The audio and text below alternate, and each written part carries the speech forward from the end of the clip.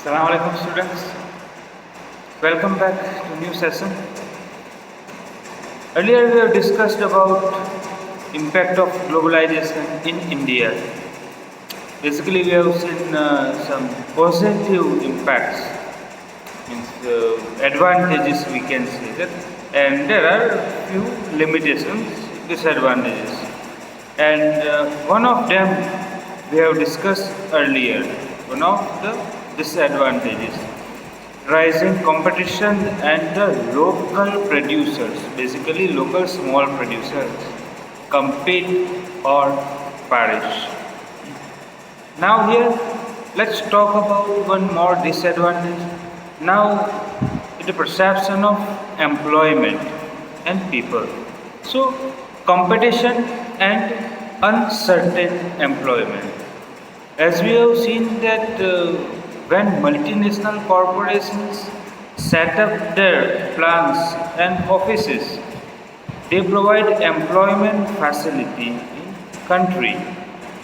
But at the same time, here globalization and pressure of competition have substantially changed the lives of workers. Yes, employment opportunities are been created by multinational corporations. At the same time, lives of those workers has changed. So, faced with growing competition, most employers these days prefer to employ workers flexibly. Like we have seen earlier, they hire them temporary basis, and in special economic zones as well as in normal industrial estates. Government now became that liberal on labor laws because government prefers foreign investment rather than well-being of workers. So this means that workers' jobs are no longer secure. They have to work overtime. They get paid lesser wages because there is no provision of minimum wages. Yeah, actually provision is there, but due to liberalization policy of government, those multinational corporations, they do not follow such kind of labor laws. So let's see further. Large multinational corporations in different sectors. As we know that many multinational corporations, they put order to local companies as well, especially like garment industry as well as food industry, right? So such kind of industry, if we take example of garment industry, clothes. Nowadays season of Diwali, right? Diwali is closed, and yeah, due to lockdown, market is not alive like before. But yes, still prefer shopping, especially clothes, garments. So similar like Diwali season, like Eid or like Christmas or such kind of festive season, that people prefer to buy clothes and other things. So at that time, demands of clothes gradually increases. So large multinational corporations in the garment industry in Europe and America order their products from Indian exporters. Like well-known brand, right? We know those kind of brand. This is the shirt I am wearing, that UK-based company, but it put orders to the local multinational corporation. So when I see the tag of it, of course that tag of that multinational corporation, but manufactured by a local company, local Indian company. So this order given by the multinational corporation, right? So similar for the many other multinational brands. These large multinational corporations with worldwide network look for the cheapest good in order to maximize their profit. Like earlier I told you, aim or goal of multinational corporation is to earn maximum profit. And here Indian garment industries as well, Indian garment exporters as well, they also try to earn profit, and raw material prices are fixed. They cannot compromise with the raw materials quality or product quality. They have to provide those multinational corporation quality as per they describe, as per their agreement they agreed upon. So there is one way to reduce product cost, that is to hire workers, to hire laborers at lower wages, cheaper wages. So as cost of raw material cannot be reduced, exporters try to cut labor costs. Where earlier a factory used to employ workers on a permanent basis, now they employ workers on temporary basis. So what we call those temporary basis as flexible policy. So they do not have pay workers for whole years. They only hire workers wherever pressure of production is there. Wherever they need more workers, they temporarily hire them. After their work done, they release them from job. They make free from job. So here, no job security for workers. At the same time, not only about the job security, if a permanent worker, like we have seen in the organized and unorganized sector, right? Permanent workers get so many benefits, like higher wages, accommodation, medical facility, accommodation, medical facility, education and other facilities, fixed working hours, right? Regular monthly salary, paid leaves, such kind of facilities given by employer to their permanent workers. But if temporary workers, they do not get such kind of facility. If temporary workers take leave, that means the salary or wages of that day will be deducted. If permanent workers, they can have paid leaves. So such discussion we had earlier in the sectors of the Indian economy. If you have any doubt, kindly check my previous video, and you can ask in the comment section below as well. So continue here. Due to such kind of facilities, employer doesn't need to provide to their workers because they are temporary. So here ultimately their labor cost reduces. Workers also have to put very long working hours and work night shift on regular basis during the peak season. So here instead of overtime, they hire people on night shift. They have to work longer than usual and their pay lesser compared to permanent workers. Wages are low and workers are forced to work overtime to make both ends meet because they have to achieve their target. Is certain production of garments they have to provide on time.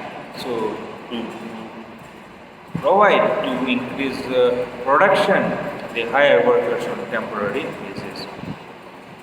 So while this competition among the garment exporters has allowed the multinational corporation make large profit, and you know that such kind of clothes or such kind of things, multinational corporations sell at higher prices. We purchase, we know how much we pay for this shirt, how much we pay for branded clothes or branded things, that we know better.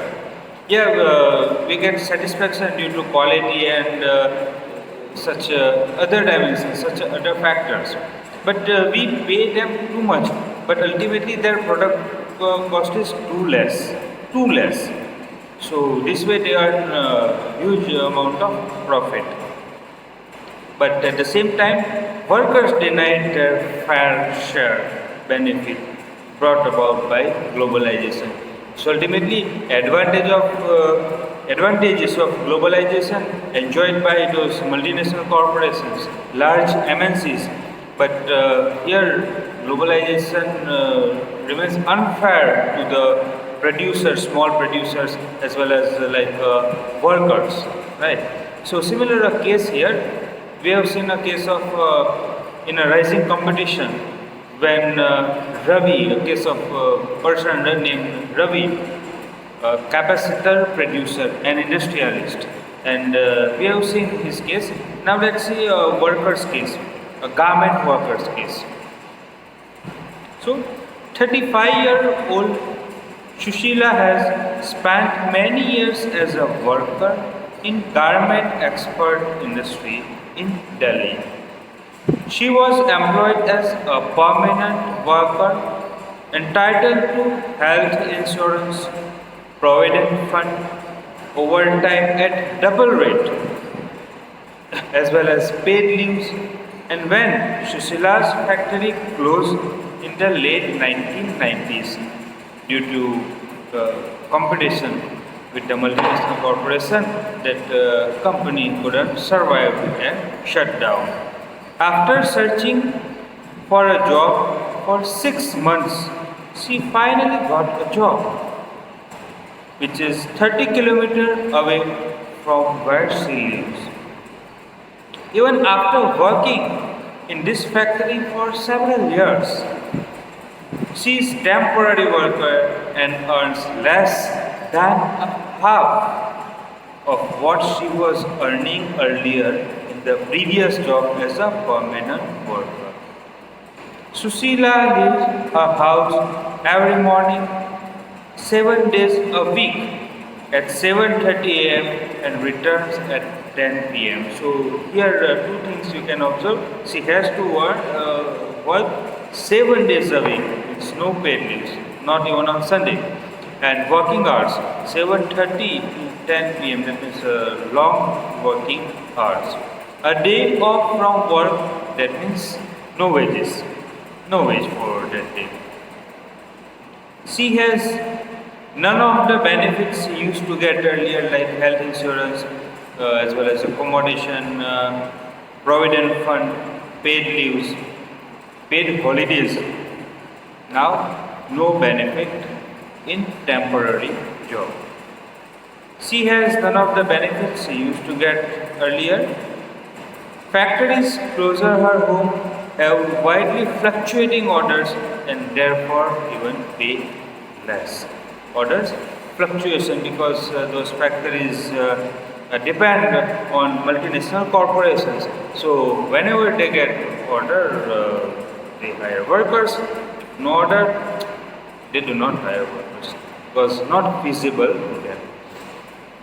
So the condition of workers and the hardship of workers described in these cases. So those things are actually common in industrial units and services in India. Those are just examples. Those cases we have taken as examples. But actually those situations are reality in India. Most workers today are employed in unorganized sector. Moreover, increasingly condition of work in organized sector have come resemble the unorganized sector. So workers in organized sector, such as Susila, no longer get the protection, that means job security as well as other benefits they enjoyed earlier. So like nowadays, organized sector has become like unorganized sector. Here, labor laws are not strictly followed as they should be. So condition in the organized sector is similar like unorganized sector. So here we can observe that some evidences we have checked, some facts we have checked, and on the basis of such evidences and facts, we can say that not everyone has benefited from the globalization. And yes, people get benefits, but those people with education, skill, and those who have wealth, they have made the best use of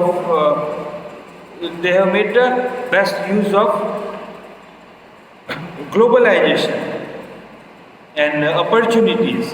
On the other hand, there are many people, those who have not shared their benefits, like those workers, like those small industrialists.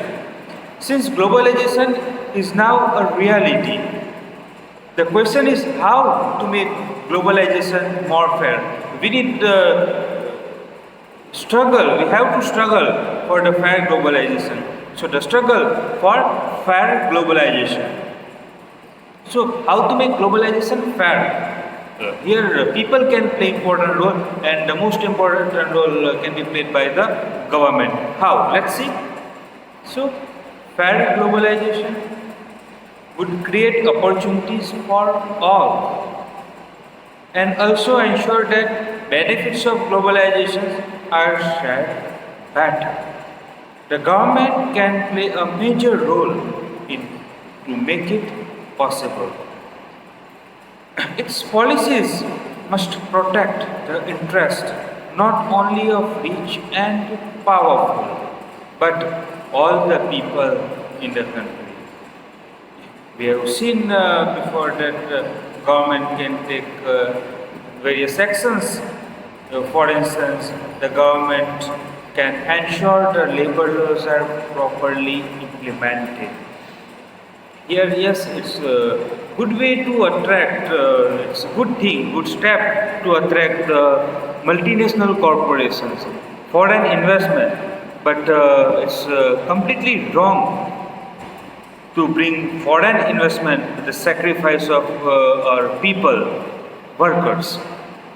So, here government have to ensure that labor laws are properly implemented and the workers get their rights.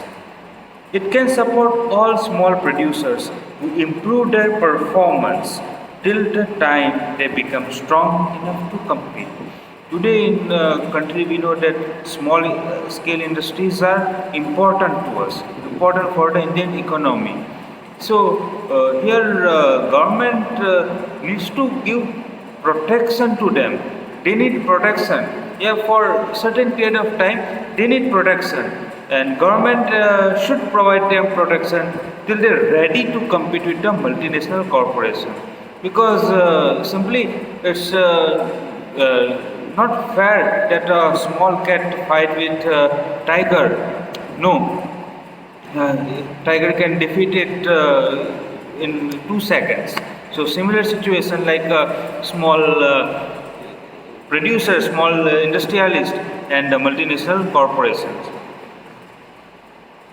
So if necessary, so here government can play important role. So if necessary, the government can use trade investment and barrier. At certain level can be used by government. In this case, government can negotiate with the WTO. So it can negotiate at the WTO for the fairer rules. More, it can also align with other developing countries. So similar situation like in other countries as well. So in that case, countries like India, government of India, they can ally with the other countries, and that way they can negotiate with the WTO for the fairer rules of foreign trade. More here, they can fight together with the alliance. They can fight the domination of developed countries in the WTO. In the past few years, we have seen that people nowadays are playing important role, like protest, struggle, boycott of foreign goods. Those are the ways actually. So here, representation of people and organizations have influenced important of decisions relating to trade and investment at WTO. This has demonstrated that people also can play important role in the struggle for the fair globalization through demonstration, protest, as well as there are many ways like boycott of foreign goods, and there are many other ways. So here people also can play important role for the fair globalization. So here about the globalization. Yeah, there are few drawbacks that we have seen. It doesn't mean that globalization is actually harmful. The life we are living today, our life standard compared to that previous generation is too much higher, and those all thanks to the globalization. we are able to wear such kind of international trendy clothes or language or behavior or food and many other things, many other aspects. It's all thanks to globalization. If no globalization, I think we would hear in dhoti and kurta or such kind of clothes, or we would have those primitive vehicles for transportation. Situation can be there, put there without globalization. The life which we live today, it was everything thanks to globalization. Our life standard and all those made possible, who made possible through globalization. So here we cannot deny yes advantages of globalization. So here what we can do, we can get best out of it if we take certain action, if we government takes certain action. So here about the globalization. In upcoming video I will revise it, I will summarize this chapter. After that I will discuss question answers with you of this chapter, and as soon as possible I will provide notes and question answers. Thank you for watching video. See you soon.